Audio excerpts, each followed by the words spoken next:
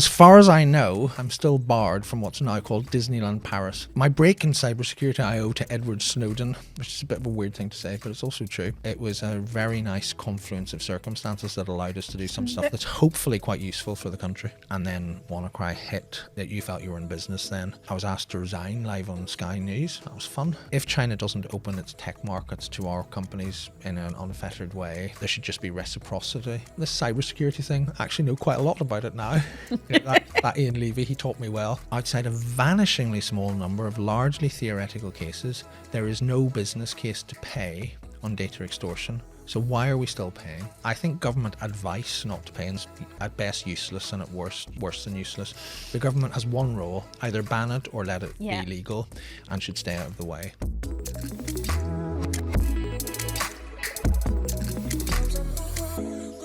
Welcome to Grab the Mic with Ciaran and Eleanor. Thank you. Ciaran Martin. You are probably as close to cyber royalty as we're going to get on this podcast. So that was cemented as well by the fact that you are squeezing us in before you rush off to the House of Lords. So genuinely thank you for making the time. You probably don't like being called cyber royalty. Royalty in Parliament hasn't always got on. So. Excellent point. As a way of a quick introduction, the founding CEO of the National Cybersecurity Centre. NCSC. Yes. 23 years of civil service, including Cabinet Office, GCHQ, of course. Treasury. Others, Treasury. Yeah. Wasn't my fault. Some of it was. I've got a question about that. And now professor at the University of Oxford, which is actually where you also studied yourself. Indeed, although in the last century, I'm that old. And you studied history, which I found did. surprising. I did. Well, there was no cyber security to study in those days. We had a little computer room. So for most of the listeners, a computer room was what you had when you didn't actually have a computer. And it was normally in a dungeon or a basement. It was a sort of very early Apple Mac, and you had to book it and so forth. So for cybersecurity enthusiasts who, for example, read The Cuckoo's Egg by Cliff Stoll, that fantastic book. I mean, basically that was a university computer room. I'm guessing Berkeley had a better one than Hartford College, Oxford. And you can sort of guess the demographic that went there. I'm not sure there were very many women, and tended to be unoccupied during the day, tended to be quite busy at 3 o'clock in the morning. I remember once somebody telling me that there's this thing called email that you could send to people on the other side of the world. It's absolutely amazing. You are not as old as you're making out. You are not. And it would be remiss not to dive into that part of your career. Sure. So we will do that. But the one thing that grabbed me and made me want to get you on the podcast ASAP was your recent column in the Times about the banning of ransom payments. So I'd like to dive into that as well later. Of course. That's okay. Whatever you like. To start though, we always do a few little quick fire questions, just so the viewers can get to know you a little bit. So first one, what's your favourite city in the whole world? My favourite city in the whole world is probably Austin, Texas. Absolutely love that place. I have family there. I teach 2 weeks a year there. I've run the marathon there a while ago. It's great fun. That's the same as mine. It's my favourite city in the place. world. And people have a very prejudiced view about Texas, certainly people of my generation. Sorry to keep going on about my age, because George W. Bush was not the most popular of presidents at the time, although he's aged rather well considering what came subsequently from his party. But Texas, geographically bigger than France, significantly bigger than France, all sorts of different areas to it. And Austin is sort of, an inland version of what San Francisco used to be like, in my view. It's changing, not necessarily for the better, but a fabulous place. Agreed. You mentioned the marathon, which is perfect next question. Last time I asked you, you'd run 8 marathons. Yeah. Has that count changed? It's still 8, but I'm signing up. I've signed up for one in October. This is my midlife crisis. So it's better than buying a flash car and ditching my family and running off to live in, Austin or somewhere else. So I'm just, and it's quite a nice small one in Abingdon in Oxfordshire, because, big city ones, they're just too noisy for people like me these days. And you live just down the road from me, actually. That reminds me. It's a very nice part of the world. It is. What's the book that you could read over and over again? Oh, there are so many. Slightly showing my US leanings. There's just, I'm a history graduate. That was my thing. There are a number of history books, but I could take up the whole podcast talking about them, and then we get into sort of, Dominic Sandberg, William Dalrymple territory, and we don't want to do that because we talk about cyber at some point. But probably the one history book that I'd keep coming back to is by a man called James McPherson. It's called Battle Cry of Freedom, and it's about the American Civil War. It is extraordinarily good. Okay, I'll add that to my list. It's not very funny, I have to admit. It doesn't sound funny. It's not one that you take, I want to unwind. Let's read about, the largest loss of life in continental history in that part of the world, etc. Not a beach read. Not a beach read, no. What would be your specialist subject on Mastermind? Nothing cyber, though. Nothing cyber? No, that's cheating. All-Ireland Gaelic football final since the 1980s. So my late father and I used to go every year, and he was an enthusiast and a very noted local historian of the sport. The problem for Mastermind, certainly if it was being done on this side of the Irish Sea by BBC, I imagine they'd find it quite hard to research it, but that's what they're paid to do. So there you go. Niche, but I like it. Well, it's supposed to be. And the final one is, and there is a right answer to this because you told me before, so I hope you're going to use the same answer. What is your guilty secret? Oh, this one. Oh, this is easy. Yes. Do you remember? Yeah. As far as I know, although I haven't tested this, I'm still barred from what's now called Disneyland Paris. When it opened as Euro Disney in 1992, when I was 17, there you go, there's my age, just before my 18th birthday, I was on a school trip with a bunch of people from my native island, and Euro Disney in those days wasn't much of a place for 17-year-olds. You were sort of between the appropriate ages to go there. So anyway, to cut a long story short, we behaved extremely badly, and I was fished out of a fountain by a security guard. There's a picture, although I'm not offending in this picture, but I'm certainly, what's a joint endeavour? Is that the criminal phrase? Because there are various other people. There's a picture of people making extremely rude signs to the Mickey Mouse statue over the exit as we're being hurled out by security and told in 2 languages, and my French was good enough at the time to understand that we were never to come back. I was 17. That was 32 years ago. I've not been back. You've not challenged the ban? I have not challenged the ban. So if you're listening, Disneyland Paris, if you want to issue a clarification, I'm terribly sorry. It won't happen again. Please, can I come back? Maybe you can make it part of your midlife crisis. Yes. A trip to Disney, back to Disney, where the life of crime began. My tour of atonement is underway. Love it. One thing that I just remembered when I asked you about Mastermind, linked me to game shows. You were once a call a friend on Who Wants to Be a Millionaire, weren't you? Did you ever get called? I did. This was surreal. I mean, presumably, given the way digital storage of TV footage works, somebody could go and find this. It would have been between 2000 and 2002 because I was in the Treasury. And it was just at the dawn of the mobile phone, of the 2G sort of era. So everybody had mobile phones, so you could be called. Whereas I think when Who Wants to Be a Millionaire started, you would have to have been at your landline, so you had to be home. So I got a call the night before from a friend, not somebody I knew that well, but somebody I knew reasonably well from Northern Ireland. He said he'd been selected, could I be a phone a friend? And I said, sure, but he said, it's recorded at this time. I said, look, it's the budget or the pre-budget report, as we used to call them in the Treasury, so I'm working really late. You didn't work from home in those days, you worked in the office when you were working really late. And so I had this mobile phone, and I can remember at about 7:30 it went off. And I was working hard, but I wasn't getting a lot of phone calls. And then it's Chris Tarrant here. There was no producer, just went, it's Chris Tarrant here. I was standing in the middle of Gordon Brown's Treasury building, and the question he asked me to help him with was, where would you hear the division bell? And that's the answer to that is Parliament. It's when you have a vote in Parliament. And in government departments near Westminster, near the Houses of Parliament, they actually have a division bell in the Treasury building and Downing Street and so forth. So it had gone off half an hour earlier. So in terms of confidence in your answer, it was like 110%. So I just said, it's Parliament. He said, are you sure? Absolutely. I didn't say I heard it half an hour ago. And so he went for it, and the phone went dead, and that was that. So I was like, well, okay. And I hadn't done any media, but then normally you talk to producers and they might say thank you. Then it just went dead. The number had flashed up, so I called it back, and they were furious. They said, we're recording, etc., etc. And how'd you get this number? I said, it flashed up on my phone. Very early sort of, comm security sort of issue. So that was the last I heard of it. And then, it was broadcast. I got it right. Unfortunately, I was no help at all, ultimately, because I got them from 1,000 to 2,000.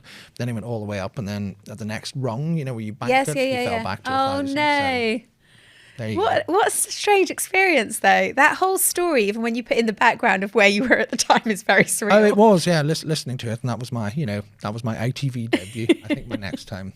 I don't know what. I think my next time was on Good Morning Britain 15 years later, talking about passwords with whoever was presenting GMB in those days. Yeah, it's always such a strange experience, isn't it? It is. You never get used to it. And also, I think it's that trying to translate the cybersecurity message to a national audience, a Joe Blogs audience, is a real challenge in itself, isn't it? You have to completely change the way you use language to make sure it's appropriate for the receivers. Oh, completely. In fact, one of my favourite stories about this was when I first made a speech about cybersecurity, and I was new to the subject. We might come on to that, about my lack of expertise coming into it. And who were you giving the speech to? It was Cybersecurity Challenge. Do you remember it? Yes, yeah. That was a great initiative. It was a great initiative, yeah. And it was a great night. But they said, look, we've been getting our message a bit wrong, and I've been in the job a few weeks, so you're just taking what you're given. But they said, the tone of this needs to be that we're going to be more realistic about cybersecurity. We've been making it sound too much like everybody needs their own private army, or and organisations need to be able to defend directly against nation states. We need to be just practical and focused and so forth.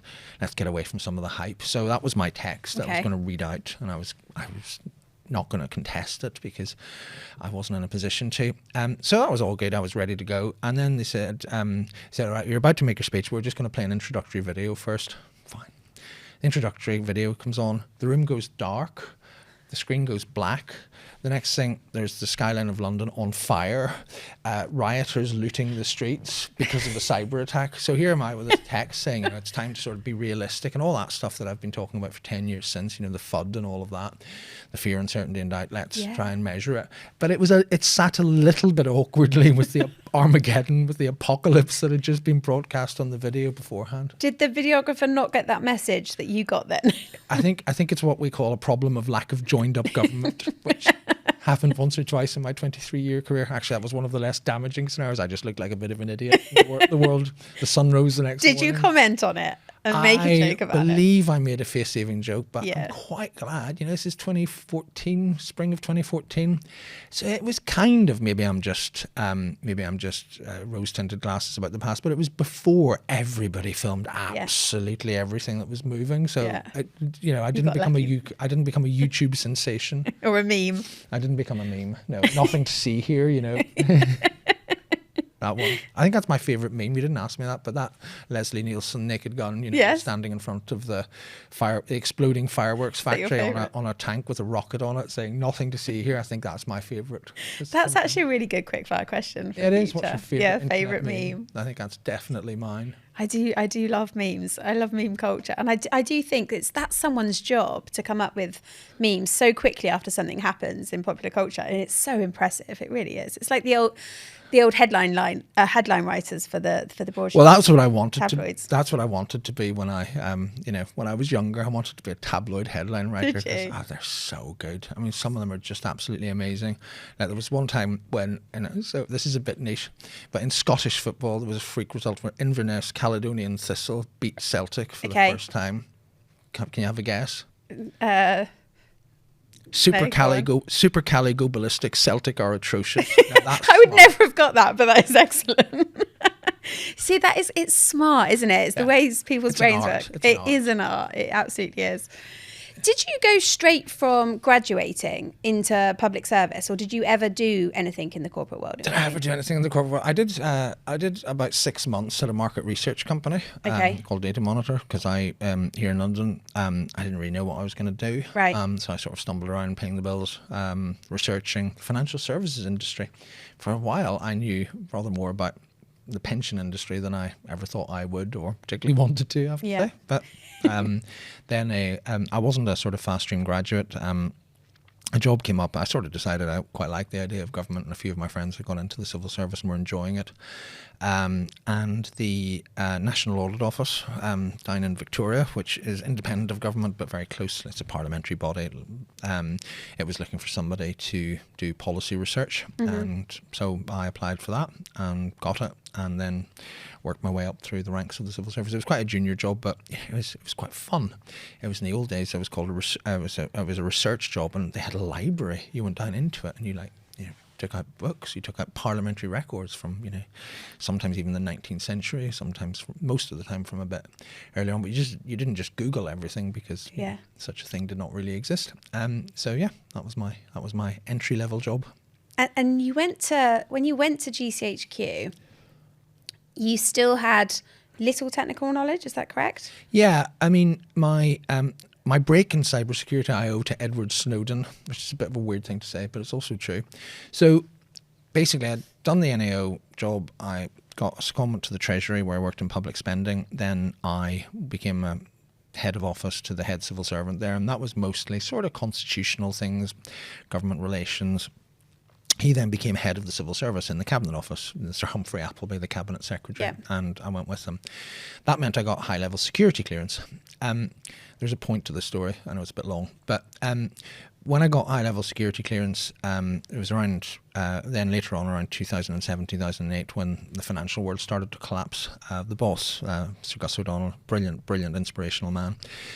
He was an economist. He was very well connected around the financial world globally, so taking up all of his time. In the meantime, there was a quite serious crisis affecting the intelligence services around, particularly MI5 and MI6, around allegations of torture and rendition, or complicity in torture and rendition, allegedly carried out by the United States in the post 9/11 era, Guantanamo, Bagram, all of that sort of thing.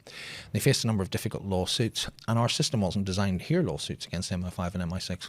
Our system didn't acknowledge it even existed formally until the 1990s. So we had loads of policy work to do. There was no national security advisor in those days, no national security secretariat in the Cabinet Office. So there was a small number of us who were security cleared to look at all this stuff, try and find ways of navigating really controversial issues of law and security, finding ways where British citizens and lawful residents who'd been detained without trial for years in Guantanamo could actually have redress against the state, etc., etc.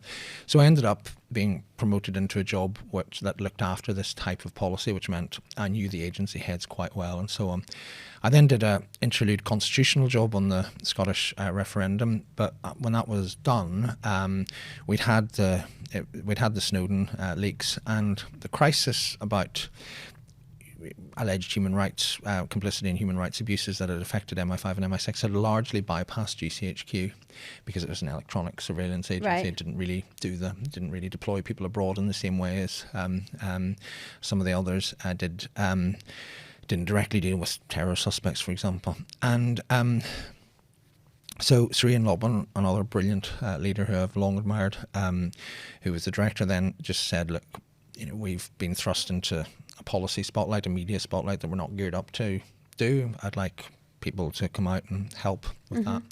And I had a hugely high regard for Ian because I knew him from those days in the Cabinet Office. And so I agreed. And I said, but, you're one of the few nationally important government bodies that isn't based in London. I lived on the wrong side of London for that journey. And so, what are we going to do long term? He said, actually, if we make this work, because I said with the Snowden stuff, we're going to succeed or fail in 6 months, but it's not going to drag on for years. That's the nature of these things.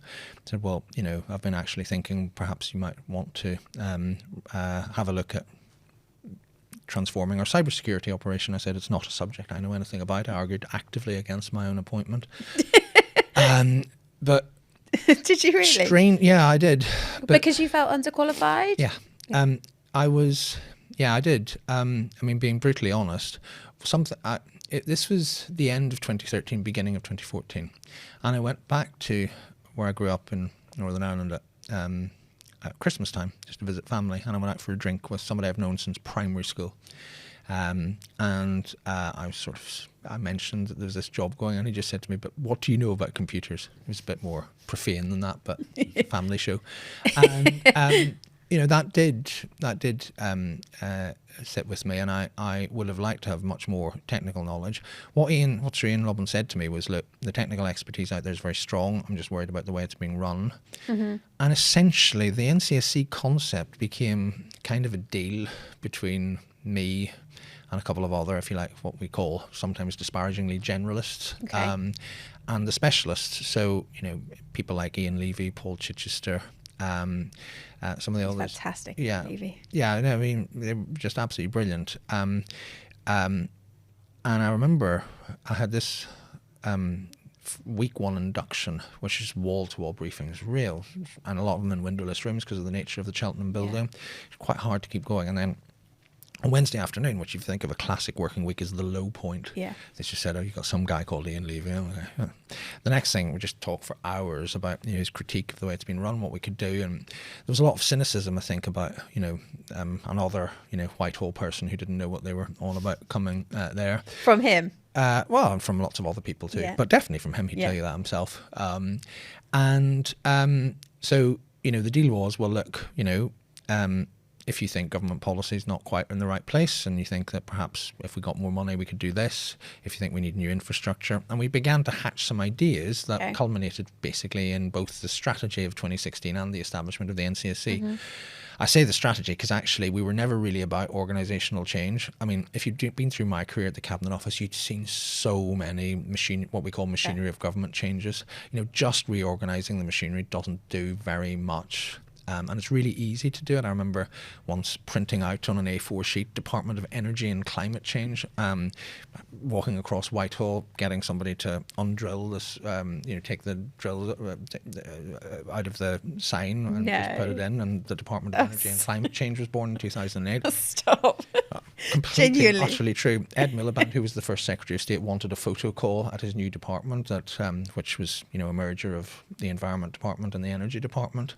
And so we just printed out the Crown logo, Department of Energy and Climate Change. Somebody, just opened up the bit, we put it in, sealed it again. Now, obviously, in due course, a proper plaque was commissioned, but there you go, that's all we needed. That's much like a culture of a startup. Just that quick, just do it, just make things happen, which you wouldn't expect. It can be, but I think in government, in America, it's too hard to change the machinery of government, like when the Department of Homeland Security was set up after 9/11, which was a good idea. It took them 2 years of congressional fighting and they had to make all sorts of concessions. In Britain, it's probably too easy. You just say, oh, right, I'm interested in regulatory reform. Well, let's have a department for it. I'm interested Print the sign, exactly. off we go. You end up with these alphabet soups. I mean, what I grew up was knowing as the Department of Trade and Industry has had about 6 or 7 different name changes. And apparently there was one team in the civil service where if you'd stayed in the same team for 10 years, you would have worked in 7 different departments or something like that without actually changing your job.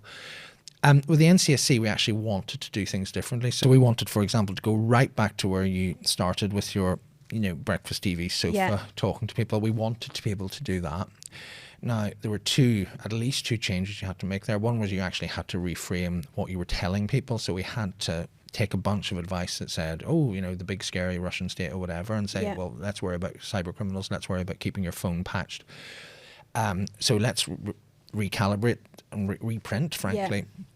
Recirculate the official advice. But the other thing was we had to have the infrastructure and the people to go out and about doing this. So, for example, you couldn't do that from Cheltenham, not because it's in Cheltenham, but because it's behind barbed wire on the edge of town. You weren't even allowed mobile phones in at all. I don't think it's up to them to decide whether or not you still are. I don't know.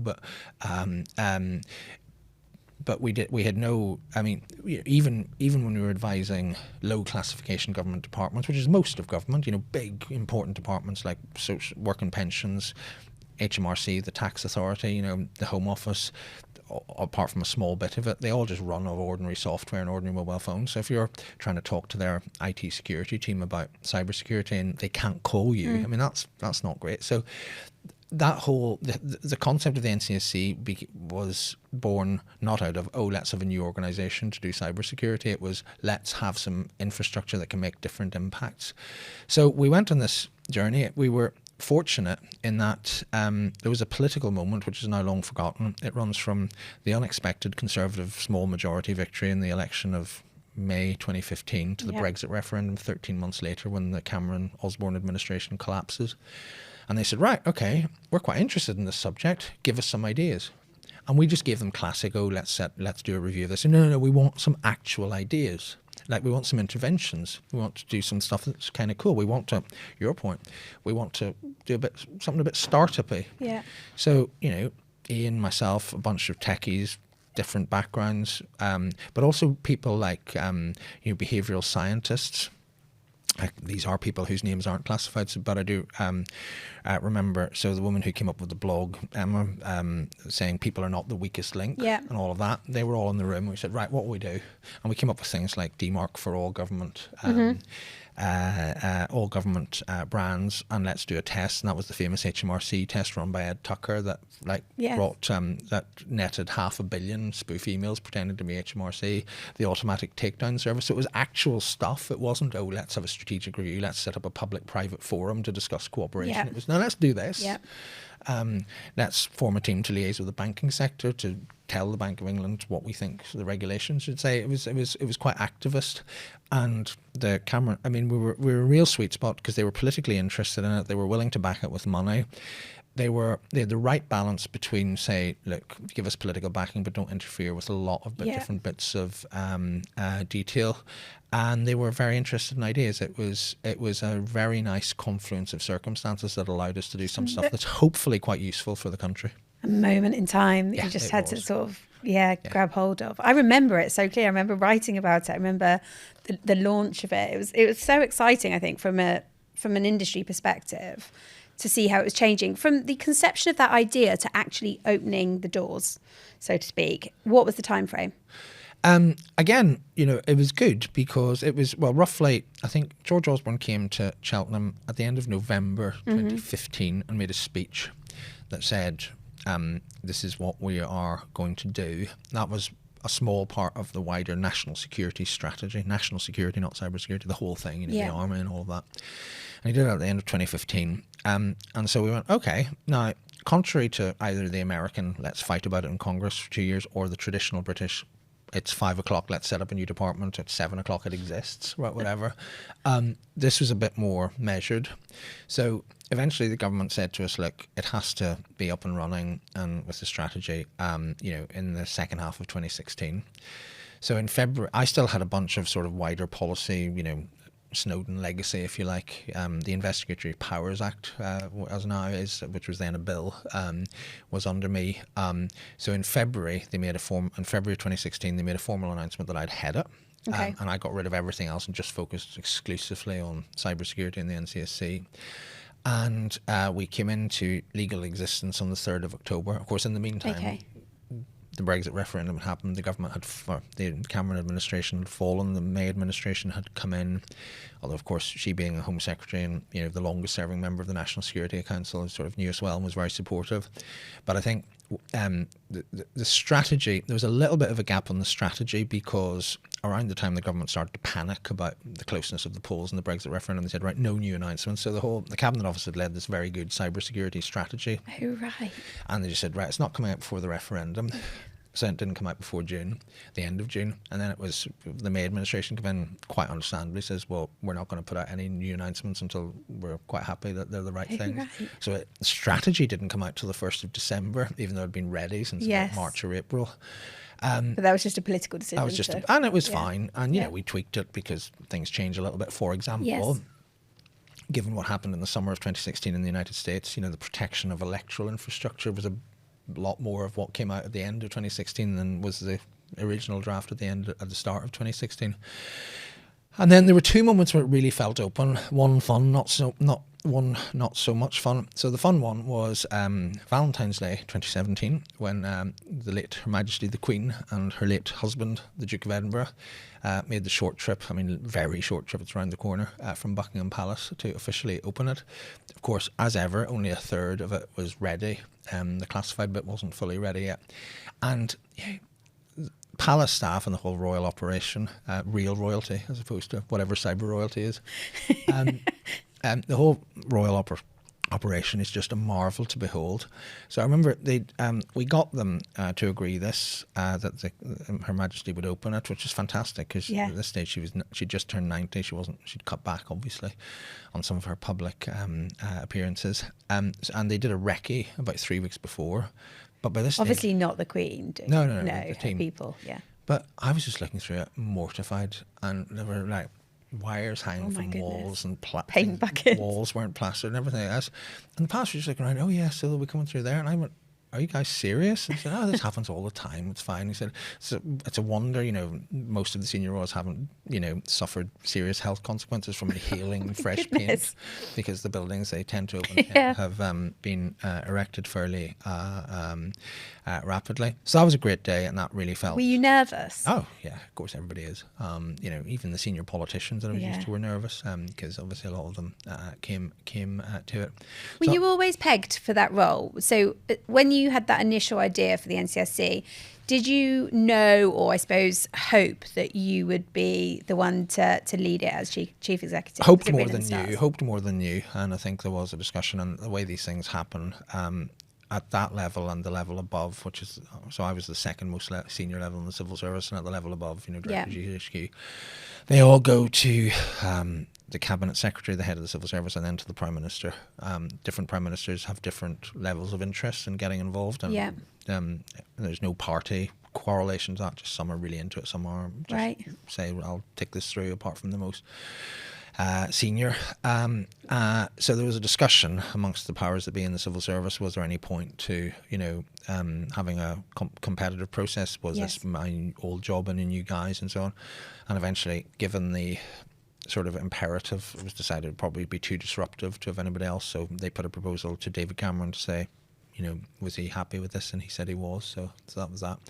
So the first moment it felt open was when the Queen opened it in February 2017. We got some great media exposure. I remember the key thing was that Professor Angela Sassi, one of our academic partners from University College London, had done that fantastic bit of work on passwords, where she said, look, you know, trying to use British government password policy was like trying to remember a new 600-digit number every month.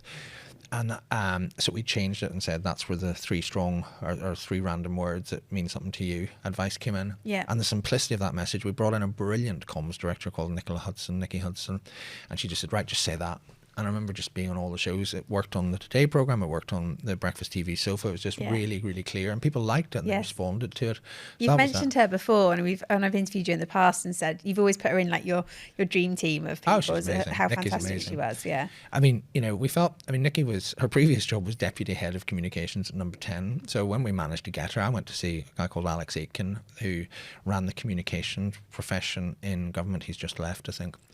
And I said, look, got this new thing, public facing, because David Cameron and George Osborne, who was the ministerial cabinet sponsor for the NCSC in those days, are really, you know, they were very scarred by the talk incident of 2014, where unlike, say, in the pandemic or in a flood, there was nobody from the government to say, look, you know, and not from the political side, there's nobody from the government to say, here's the problem, here's who's at risk, here's who's not at risk, those at risk, this is what you should do, here's what to panic about, here's what's not to panic about.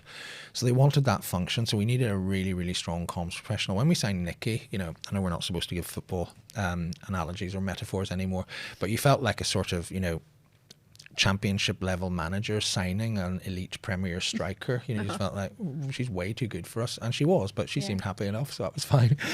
People who are not quite as good as Nikki at comms, you know, everybody could get a good news story out of a royal opening. Yeah. The moment it really felt open was 3 months later when it was WannaCry, because 2 weeks earlier the whole building had finally been completed. So we had what we called the high side, the classified bit. We had the whole thing, and then WannaCry hit, and that was that. You felt you were in business then. I was asked to resign live on Sky News. That was fun. It was also quite funny because Nikki's deputy, who was in the corner of the room, it was one of these down the line interviews where you can only see the studio. Yeah. You're not in the studio. I've done those before. They're horrible. They're horrible. Really disconcerting. Yeah. He couldn't hear the question. He could only hear my answers. Right. And he came out and he said, that was excellent. And I said, you didn't hear the question, did you? The last question was, why don't you resign? You failed. Anyway, that's fine. The point about that was it did feel, you know, the whole point of the NCSE was to have a single point of contact for, and a single point of authority for national cyber security, including incidents. And you did feel that it was that was the moment where it felt like it, and it was good. I mean, obviously, if it had gone horrendously wrong, Yeah. it wouldn't have felt like that. But it felt. Do you mean if it had gone horrendously wrong in terms of the resolution of WannaCry Yeah. and the lack of Marcus Hutchins or the Yeah. resolution that came from it? And if we'd messed it up, and if we hadn't been, if we hadn't, I mean, there's some papers out now that have looked at this analytically.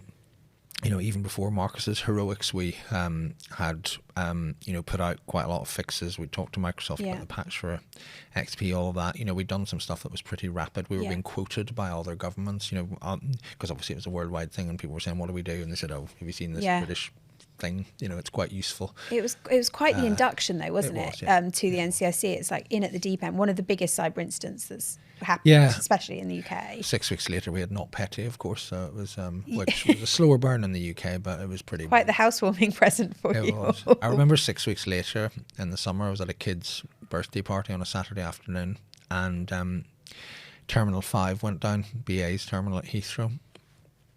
And I knew this because it was about 2 in the afternoon, on a sunny afternoon. The last 6 weeks had been Yeah. pretty tough, obviously, with WannaCry and Not Petty. And the Downing Street switchboard rang and said, "Can you give us a sit rep on what's going on at Yeah. Terminal 5? I went, "What?"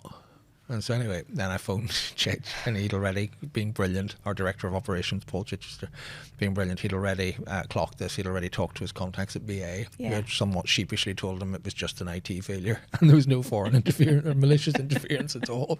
But it showed you how jumpy everybody Yeah, was. absolutely. It was a common or garden IT failure. I'm not, obviously it was a Saturday afternoon in the summer, so loads of people were Of course. inconvenienced to them, but there was no malicious activity. But also so quick to point the finger. And actually, with that interview you talked about on Sky One, Yeah. was there any part of you when you were asked, "Are you going to resign or should you resign?" Is there any part of you that thought, "Yes, I should," or did you just instantly have faith that? No, not then, because it only just started. Yeah. So, partly it would have looked ridiculous. And Yeah. I think, I mean, I'm not saying I got loads of hassle from the media. I didn't. Actually, I had a very constructive relationship with the media, tough when it needed to be. I mean, Rory Kecklin-Jones, for example, I mean, being asked to resign is one thing. It's just a sort of slightly showy question. Rory's interview with me about, Eternal Blue and the NSA sort of dimension and all that was a really, really tough interview. But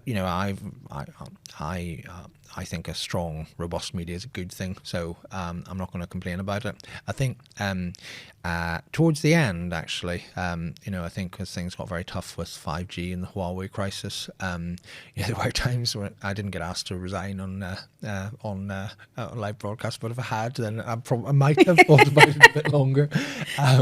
But that was partly fatigue in the job. I mean, I think one of the things, I did try to throw everything I had into it. It was a dawn till dusk job. It was just, you didn't really switch off. So, that's one of the reasons why eventually I stepped away from it, because you just... I think you once said It's to high me pace. that the 5G, not understanding the political polarization and everything, the consequences of the 5G movement was one of the biggest, I don't know if you said regrets or Yeah. mistakes that you made in your Yeah. career, was not seeing that coming. Do you still think that? Yeah.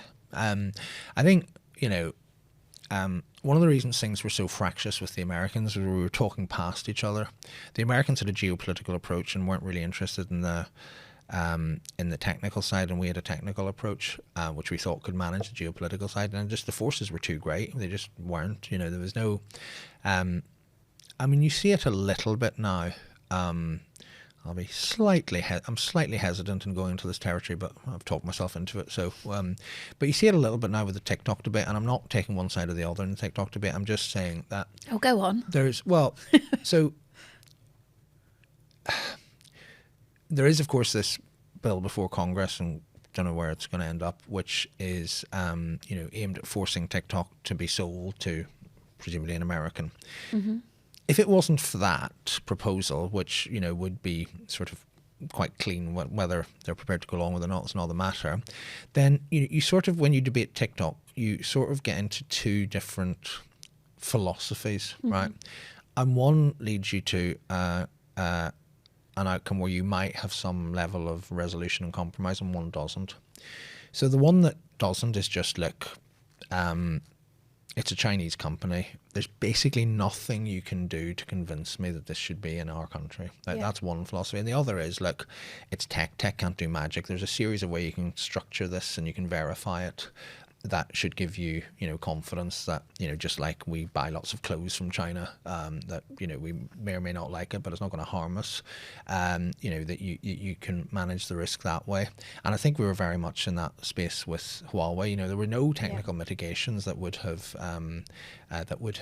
satisfied, particular side of the debate. So in a sense, we wasted a lot of time, energy, capital, and goodwill on my watch, seeking, if you like, a technical solution to a geopolitical problem, and there was no technical solution to that geopolitical problem. There was a technical solution to the cybersecurity risk. I'm quite confident that that was the case, but just the geopolitics. In fact, sometimes I actually think that the simpler tests, and I'm not an economist, so this probably wouldn't work economically, but sometimes I just think, the simpler way of doing it was with China was, if China doesn't open its tech markets to our companies in an unfettered way, there should just be reciprocity.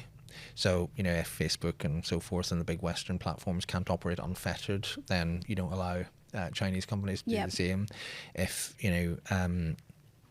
various Western telecommunications companies can't operate unfettered in China, you don't allow them to do the same. It's just a simpler way of doing it. Absolutely. What gets to me about this, Eleanor, and I think again you are seeing this a little bit in TikTok.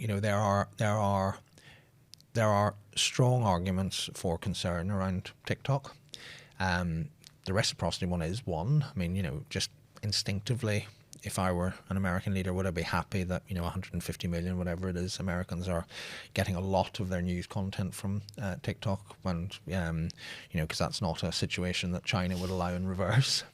There is the almost very hard to prove, almost unknowable problem about how the algorithm works and whether or not there is disinformation.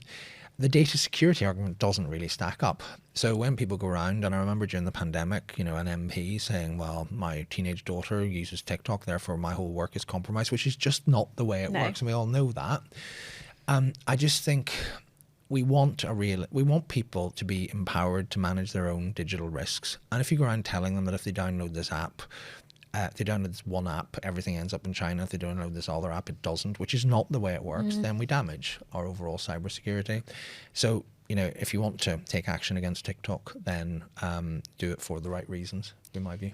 And this comes back again, like full circle to the conversation around FUD and around simplistic messaging. And I love what you said about the passwords when you came in and just changed the messaging around passwords to make it simple, make it applicable to people. Yeah. That's what makes the difference, isn't it? And like you say, when you try and overcomplicate it and you tell people, you spin these stories that aren't necessarily true, you lose people. Yes, and I think the other point about that is we always end up people chasing the glamorous new problem, and we're seeing this with AI at the moment. Yes. I mean, in broader life, my favourite fact of this week is that we have both of our major political parties, the government and the opposition, talking about the potential for AI to transform the National Health Service. And great, I'm actually I'm a net optimist about AI. Okay. That's good to hear. I mean, in terms of whether or not it will cause more good than harm, I'm net optimistic. I think whether it's capable of the magic that it's claimed, to be more skeptical. Okay. But we're talking about AI transforming the health service, and that's a big political play at the moment. At the same time, there was a study I was reading at the weekend which said that the time that our medical professionals, the doctors actually, not just not all medical professionals, just qualified doctors, the time they spend waiting for computers to load is 8,000 doctor years per year. Oh my God! So here we are saying the NHS. It's so depressing. Yeah, here we say the NHS can be saved by AI, and maybe it can. But there's a bit of me would like to say, how about we have 8,000 more doctor year time instead of be good, so they're not all staring at a monitor looking at the circle of death. And we have that in cybersecurity. You know, we're now chasing after, killer drones, whatever it is. Whereas at the same time, very close to where we're recording this, the British Library is almost unusable still, nearly 6 months on, because it's pretty basic. And to be fair to them, they will have legacy IT. They've been painfully transparent about what happened to them. They've done all the right things in terms of sharing best practice and so on. But this is not an overly complicated story. Go back to across the Irish Sea 3 years ago, a national healthcare system brought to its knees by a phishing email. This is so it's the basics and it's the hygiene that we're still not getting right in so much of this. Yeah, definitely. Before I move on to the ransomware piece, one final question, I suppose, from your time in public service. Why did you leave? Why did you make that decision to leave the NCSC in 2020?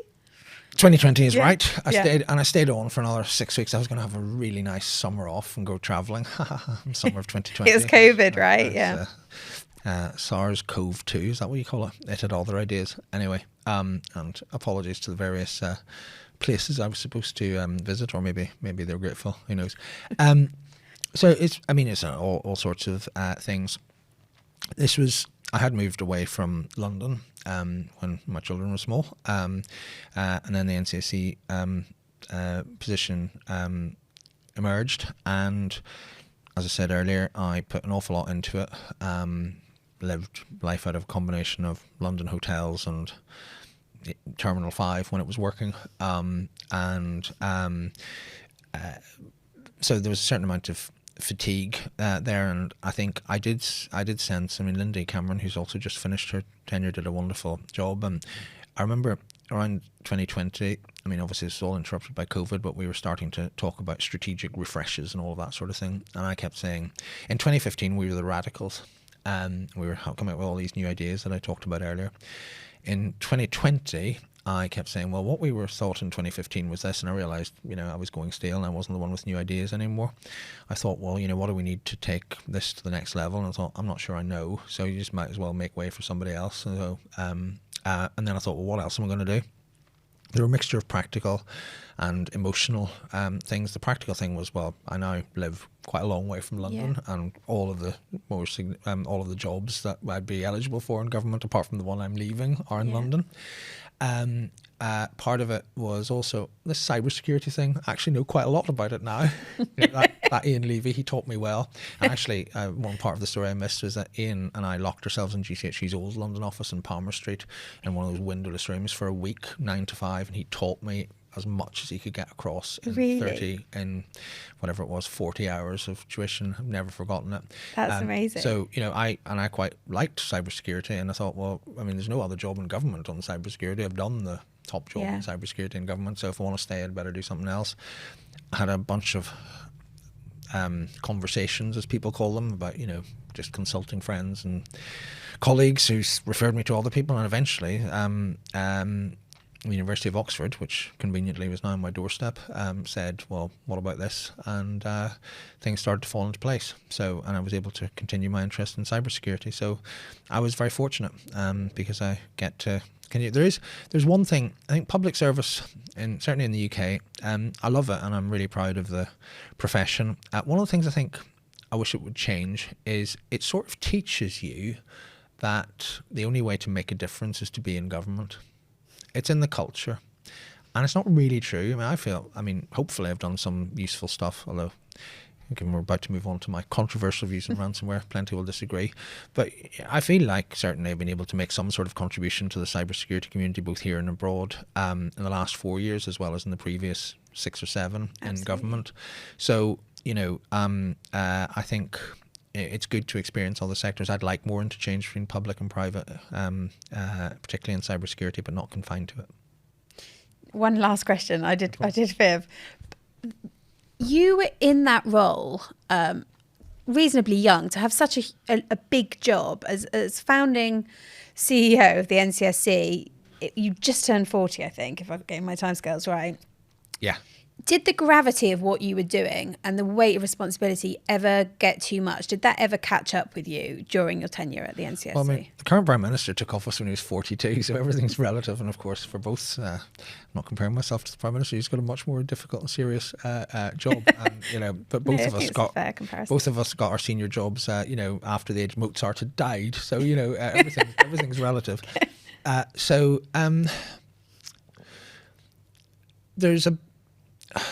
The answer's not really, for a bunch of reasons which will sound schmaltzy but are true. Well, there's one practical reason which doesn't sound schmaltzy, which is you just get carried along with it. You have to do things, and you look back on it, and it's a trend and it's a series. But at the time, it's a sequence of activities that you do. Totally get that. Secondly, and this is the two schmaltzy things. One is we did actually believe in what we were doing, and I did very strongly believe in what I was doing. So there was a sense of, I think again in the civil service, you're always thinking, well, what's my next job? Where will this job take me, and where will I go after that? And should I be looking for a promotion and so on.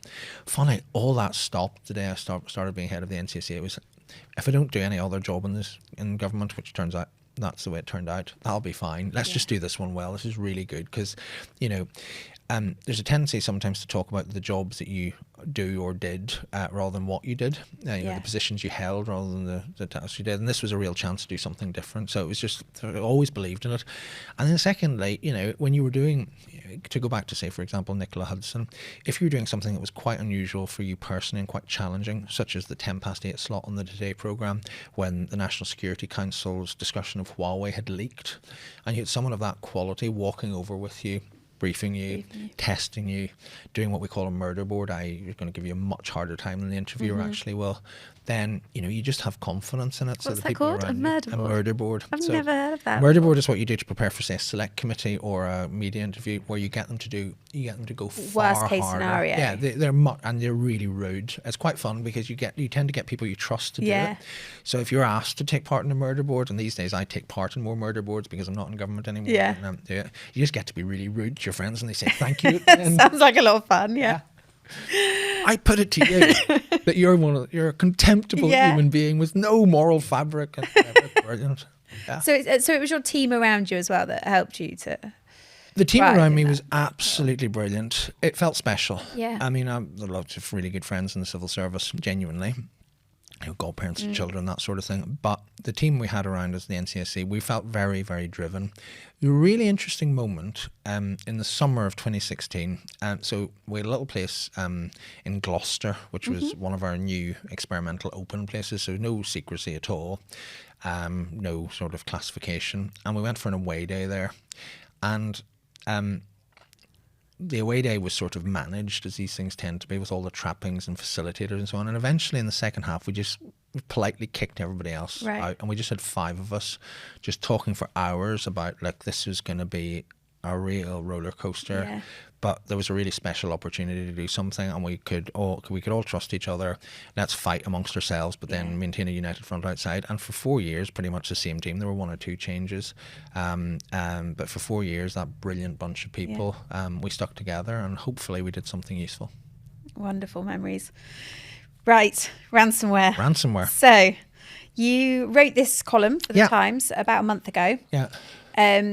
Incredibly divisive in terms of the cybersecurity industry, and that is meant as a compliment, of course.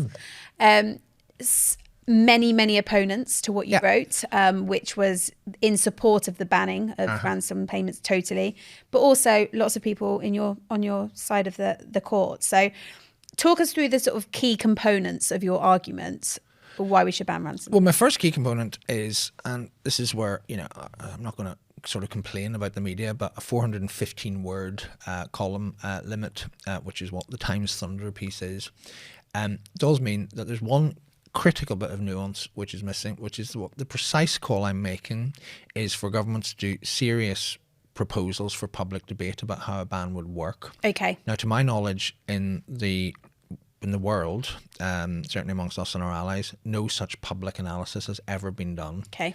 So I remember, for example, in 2021, that awful year of ransomware, in fact, however bad things are now, they were just I mean, 2021 was a catastrophe. We had Colonial Pipeline, we had the Irish healthcare system, we had Casea, we had JBS Meats, we had all sorts of things. And the US administration were believed to be moving towards a ban. And then senior US people just said at a press conference and at I think an Aspen Security Forum or something like that, just said, we think it's a bit complicated. Now, for me, that's the problem. Again, maybe this is the sort of bureaucratic geek in me, but you're supposed to actually do serious analyses of pros and cons. Point me to a serious analysis of the pros and cons undertaken by a government that you and I can comment on, rather than I'm no longer in the inside.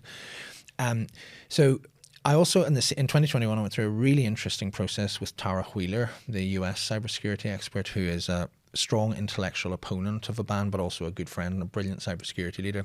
And Tara and I decided we were going to do a public debate, how I'm right, you're wrong, and vice versa. And for a bunch of complicated reasons, we decided, no, let's write a joint article for Brookings. And I'm quite proud of that article because we got some common ground. Okay. And my concession is, if you just introduce a ban, without doing anything else, you'll cause catastrophe. It's just a very blunt instrument. So you need to work at what would make a ban work, what sort of approach.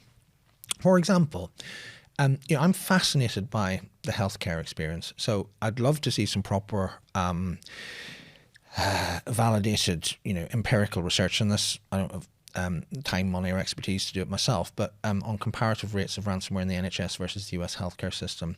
Because certainly if media headlines are anything to go by, it's way higher in the US. Why? Because of the US is a private system, they pay. The NHS is a public system, they don't pay. Now, I'm not mad enough to be calling for the nationalisation of US healthcare, but I think, and let's again bring in the Irish experience here. The Irish state decides, right, we've got a national healthcare catastrophe, but it is not in the interests of the Irish state to pay, because it'll just mean all our state bodies will be ransomwared.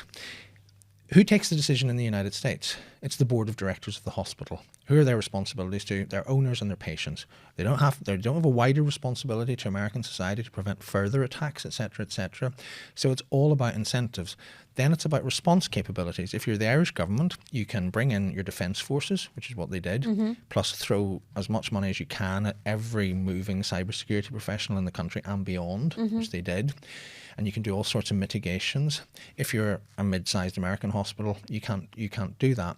So there are lessons here that we're just, to my knowledge, not looking at about, and we have all sorts of experience in other areas. I grew up in Northern Ireland during the Troubles. Nobody would insure commercial property in Northern Ireland during the Troubles, so the government had to step in with backstops. It's not an analogous situation by any means, but the point is the analysis isn't there. Yeah. And we have normalised paying criminals. We just have. It's just seen as a business plan, as a business thing to it. To the extent, again, so that's one sort of set of arguments. I am actually saying, what would it take? Let's do some serious, measured analysis about what it makes, about what might make a ban workable, and test these arguments. I don't think that can be challenged. I think that's very sensible. But it hasn't been done. And I am hearing that there's a lot more consideration of policy being done within the UK government. But I would hope they bring some of it out into the open so we can test it. I mean, it's classic good policy formulation. There's a second thing, which I expect to be more controversial, which is I think actually we should split our consideration into ransomware into system encryption and data extortion. Because they're two completely different things. Why? Because data extortion, system encryption is paying for a product. Yeah. Data extortion is, system encryption is paying for a product, a key to unlock and get yourself back into the network. Yeah. Data extortion is a bluff. Australia's Medibank experience proves it's a bluff. And they take advantage of FUD, the criminals, because corporate leaders don't understand that when you threaten to publish your sensitive data, what you actually mean is you're going to put it on something called the dark web, which most people don't know how to access, which most media are responsible enough not to print, and where law enforcement are crawling all over it.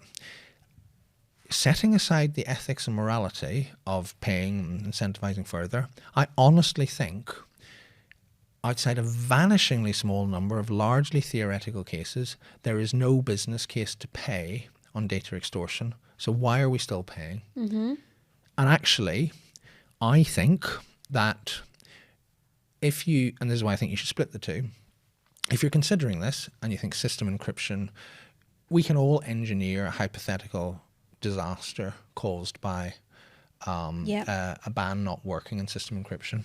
I think you can ban data extortion ransomware payments and no harm will happen.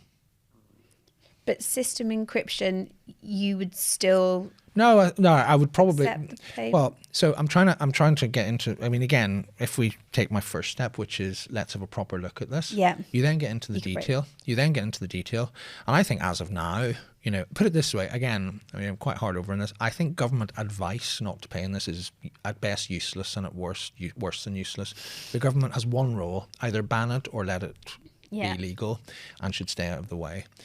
I actually think that, but while we're in this sort of halfway house where the government's advising, it should be giving the strongest possible advice. It should be saying, look, you're basically mad if you pay, or you're not mad. That's unfair and that's victim blaming. But you are in the wrong. You're not doing yourself any favors. Look, the nadir for me, the low point was JBS Meets' statement in 2021. Oh yes, yeah. Have a read of it. I would encourage everybody. It says we didn't suffer any outages, and we didn't lose any data. But to avoid potential harm, whatever that is, we're paying $11 million. This is that's pure extortion based on FUD. And that falls into that category B you were just describing. If Australia can hold its nerve when the health records of more than a third of the population are there, and what observable, noticeable harm happened? There was a data dump. They did dump the data. They followed through. The media didn't touch it. You know, I think we owe Australia a huge vote of thanks for the way they held their nerve. So I just think, you know, I would expect that piece of analysis to come out and say, look, but put it this way, you know, I think a ban might, some people, if we do this sort of serious analytical and consultative work, some people might say, okay, well, if you're going to do a ban, let's have some carve-outs. I can't see any carve-outs for data for data extortion. I just don't think that that, you know, I'm not sure I see carve-outs for system encryption, but I'm willing to have the discussion. I think it'd be good to have the discussion. But I just don't see, I just think data extortion is, I mean, and we know, of course, from the Lockbit takedown that they keep all the data that they promise. Who'd have thunk? You know, and so I think to go back to where I started, and sorry, it's not a very coherent answer, but you know, system encryption is a business model thing based on an exchange of money for a key. Right? Data extortion is just extortion for a promise that they're not going to keep. And that probably if they follow through, they're not going to do much harm, whereas in system encryption they are. So that's one thing. There are a couple of other points which are more to do with the arguments against. So the one that I have no time for at all is that it'll push it underground. That was going to be my first devil's advocate point to you. Well, A, it already is underground. Yeah. B, then people say, well, let's introduce mandatory reporting. To what purpose? There's nothing that annoys industry more in my experience than you have to report something to the government so that the government know about it. They're not going to give you any help. They're not going to do anything, but you just have to tell them.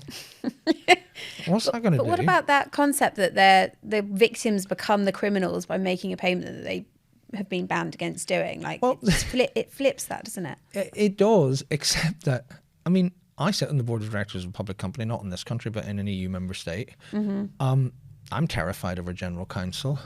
Every director I know, I mean, you may not like the law, but if you're seriously saying, and maybe some people will go underground and subvert the law, but if you're saying to me that you have a meeting of the board of directors and one of two things happen, one is, oh, you know, this criminal law thing's a bit hard, but let's, you know, we're in real trouble, so let's break it. That's not a conversation I recognise. But then, and I think most people will go along with that, but then we made a mysterious payment of X 100,000 to, you know, Cyber Angels brackets Cayman Islands, and it's all gone away. The general counsels I know and boards of directors wouldn't stand for that either. Yeah. So, you know, it is underground already. And whilst people might be furious with the government, and whilst that's why I think the government has a duty to try and work up some model to support people if they are going to do a ban, and I think that's really hard, and that's what we have to test. The idea that suddenly that otherwise law-abiding people will suddenly all of us live under laws we don't necessarily like. Doesn't mean we go around breaking them, even if we find them very, very difficult. So that's one point that I just don't have much time for. There was a Cohesity report recently where they said that 9 out of 10 organisations have policies not to pay ransoms, but actually when put in that position, almost all of them went ahead and paid. Does that just, I guess, show that in that moment sometimes it is the only feasible option? Well, again, I'd like to see this broken down between systems encryption and data extortion. Because in data extortion, I think if they're paying on data extortion, I think they are being badly advised. Yeah. Because I don't think it's the only option in data extortion. I really, really don't. And in terms of system encryption, I mean, the data is very hard to come by. But if you listen to, for example, the Paul Kenyon's excellent File on 4 from a few years ago about the Harris Federation of London Schools and their experience and actually their comparative costs when they decided to tough it out and not pay, I think it is quite interesting. So I have no doubt that well-meaning people are taking very difficult decisions to pay, and frankly, good luck to them for as long as it's legal. I honestly think I don't morally disapprove of people paying. This is an issue for the government and the government alone. It's not insurers' jobs to make moral judgments. It's not the CEOs. If it's legal to pay and you want to pay, go and pay. I think you're daft to do it if it's data extortion. I think it's a bad business decision. Yeah. If it's system encryption, then fine. It's the government's and the government's job alone, and unless it's prepared to do it, it should stop. Yeah. Quote marks. It should stop advising people not to pay. But so and that's the role of public policy. So in a sense, the 9 out of 10 paying, it sort of proves the point that the only people who can intervene on this if they want to make an impact into the problem are the government, and for as long as the government says don't pay, but doesn't actually enforce it, then people will pay. And you briefly mentioned insurers there. Yeah. Actually, that's a good point in that recently cyber insurance, I say recently in the last year or two, have started forcing businesses to have offline backups in order to get policies. That obviously makes them more resilient, less vulnerable, less likely to have to pay the ransom. What do you think about that as a remedy? Well, it's the more insurance can do to help people, to incentivize people to do good resilience planning, absolutely, the better. If it were to take care of the problem, then great. Of course, having an offline backup is not a panacea. It's quite hard to integrate, etc., etc. So some people might still pay, but I have absolutely I've no problems with the insurance industry here. I mean, if the insurers want to encourage payment of a ransom because it's legal, that's fine, because it's legal. But the more that cyber insurance can do to incentivize good security and resilience practices, great. Your challenge is on the government. It's purely, one of the things at the NCSC, to go back to that issue, one of the things we tried to do was to do things that only the government can do. Now, we didn't always get it right. So, for example, with some of the so-called active cyber defense measures even on DMARC or WebCheck, you might get sometimes the odd vendor saying, are you really sure this is where the government should be? And that's, that's respectfully, I absolutely respectfully engage in that sort of thing. And it's a tough thing to call. Yeah. But there's, one thing that only the government can do, yeah, which is have a policy and legal framework on the payments of ransoms, and it's prepared to be extraordinarily tough in the case of terrorist kidnaps. It's also, I think there's a risk actually of a slightly creeping incoherence. A lot of people who say let's not, we shouldn't ban ransom payments, say, law enforcement takedowns and investing more in that are the way to go. Fine, but one of the things that we're creeping towards at the moment with all these sanctions is that we now have a list, and the US have had this for years. You have a list of people you're not allowed to pay, and if you're not on that list, you can pay, and it's the victim's job to assure. Now that's crazy, right? So the more we sanction, it's also so hard to determine. It's so hard to determine. They actually are. But the idea that you have to do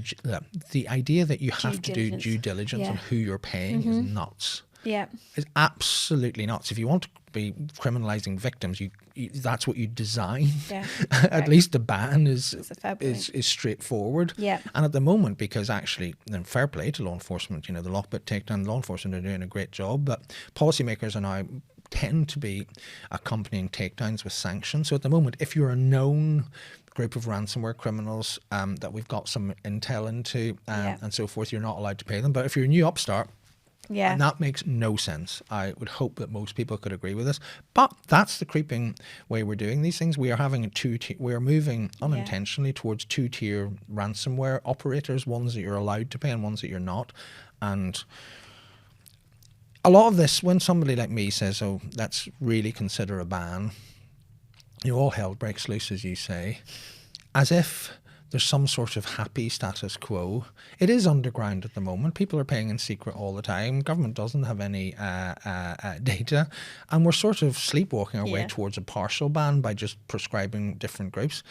If nothing else, if I achieve nothing else, even if people who think I'm barking mad to have raised this issue at all, if I've achieved nothing else, I've been saying let's take a step back and look at the totality of where we're going. This is not a fresh problem that we're starting new from.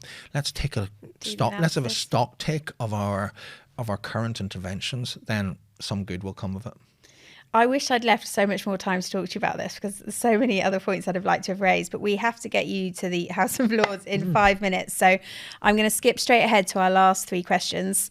The first question might link into what we've just been talking about, but I was going to ask you what your unpopular opinion is. It might be unpopular with the House of Lords, as well as I, in principle, strongly favour a ransom payments ban. My other unpopular one is disinformation in the UK hasn't actually done a great deal of harm. And the bigger risk for me at the minute is we undermine confidence in our electoral processes and public institutions by shouting about it. Don't confuse intent with impact. Don't confuse activity with impact. What actual real harm, what incident has happened that should cause the British people to lose faith in their electoral processes based on this foreign interference and disinformation? There you go. That is very controversial, but so interesting. You actually, during your time at the NCSC, must have gone through an election. Went through loads. Couple. Well, actually, so you know about the challenges. We were born out of the 2015 election. We had the 2017 and the 2019 election. Yeah. Of course, there was the European parliamentary election, 2019, the various local elections. I can't remember. There were loads. It's the biggest ever election year to date, isn't it? 2024. Yeah. So there's a lot of talk, obviously, at the moment around securing democracy. I know this is an unpopular opinion, but I'm very bolstered by. There's one person, at least, who I enormously respect who shares this view, Sir Alex Younger, the former head of MI6, and his farewell interview with the Financial Times in September 2020 is really worth reading on this. He said, because I'm just quoting him, I'm just stealing his lines when he says, don't do the Russians' job for them by bigging this up. And he goes on to say, in his time, which 2014 to 2020, pretty much similar to mine, and I don't think he will have changed his view in the 4 years he's been out. He saw loads of this activity, but he said he couldn't think of any of it that had any strategic impact on Britain at all. Really? Mm-hmm. And I would go along with that. Yeah. So I'm not saying don't be vigilant. I'm not saying there isn't loads of it going on and loads of malevolent intent. Yeah. But the idea that we should start going around saying, oh, the Russians are interfering with our elections. I mean, we're about to have an election. It's really important. Don't doubt our democracy without actual evidence, and we don't have it. Yeah. So there you go. Fantastic. Is that unpopular enough for you? Absolutely, it's perfect. Question 2. What is a song lyric or a quote that you like to live your life by? Well, yes. So a quote. I suppose... revealing my inner sort of vacuousness, I will resort to my footballing hero, Eric Cantona, who baffled a press conference. I'll just baffle anybody listening or watching with when seagulls follow a trawler, it's because they think sardines will be thrown into the sea, which apparently was a complaint about the media, but I think he was just being silly. There you go. It's best that you get that quote out now before you arrive in the House of Lords later. Final question. What is your uplifting feel-good song, or the one you use or put on to celebrate a big win? So the uplifting feel-good song, it's partly... So I can get a bit sclerotic and I really need to sort of get up and go. So whether it's on the treadmill or getting out running and so on. Okay. And so something that just makes me feel good. I've no idea what it's about. So it's completely empty. Rather than inspirational, it's Jump by Van Halen. But it gets me going. Nice. I like that. Well, Ciaran, we've got to let you go. You've got to get across town to Westminster, but thank you so much for coming today. I genuinely really appreciate it. Not at all. Thank you. Thank you. I'm Eleanor Dalloway, and you've been listening to a Grab the Mic production. Join us next time for more unmissable cyber stories.